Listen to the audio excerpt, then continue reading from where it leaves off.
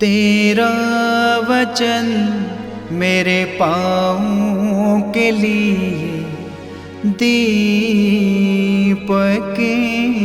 है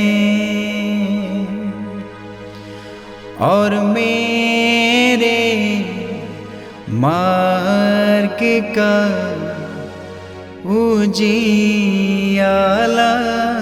है।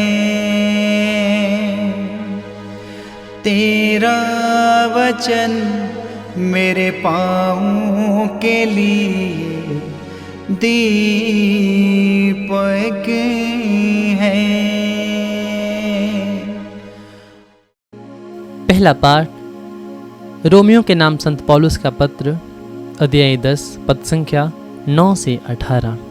यदि आप लोग मुख से स्वीकार करते हैं कि यीशु प्रभु है और हृदय से विश्वास करते हैं कि ईश्वर ने उन्हें मृतकों में से जिलाया है, तो आपको मुक्ति प्राप्त होगी।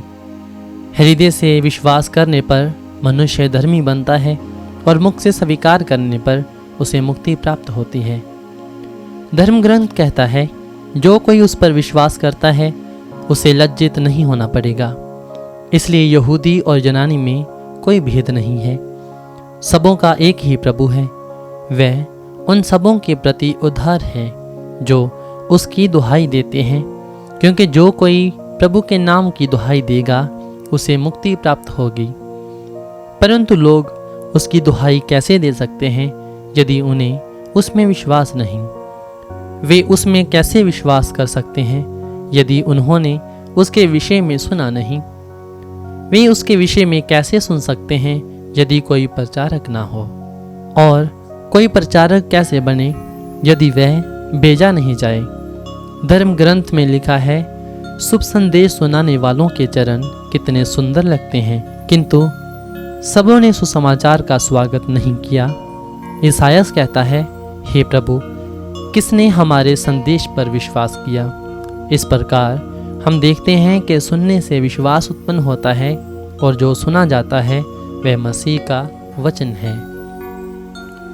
अब मैं पूछता हूँ, क्या उन्होंने सुना नहीं? उन्होंने अवश्य सुना है, क्योंकि उनकी वाणी समस्त संसार में फैल गई है और उनके शब्द पृथ्वी के सीमांतों तक। ये प्रभु की वाणी है। ईश्वर को धन्यवाद। भजन अनुवाक्य। इसकी गूंज संसार भर में फैल जाती है। अनुवाक्य। इसकी गूंज संसार भर में फैल जाती है। आकाश ईश्वर की महिमा बखानता है, तारामंडल उसका सामर्थ्य प्रकट करता है। दिन दिन को इसकी कहानी सुनाता है और रात रात को इसे बताती है। अनुवाक्य। इसकी गूंज संसार भर में फैल जाती है। ना तो कोई वाणी सुनाई देती है, ना कोई शब्द और ना कोई स्वर, फिर भी इसकी गूंज संसार भर में फैल जाती है और पृथ्वी के सीमांतों तक इसकी ध्वनि। अनुवाक्य। इसकी गूंज संसार भर में फैल जाती है। जय घोष हालेलुया।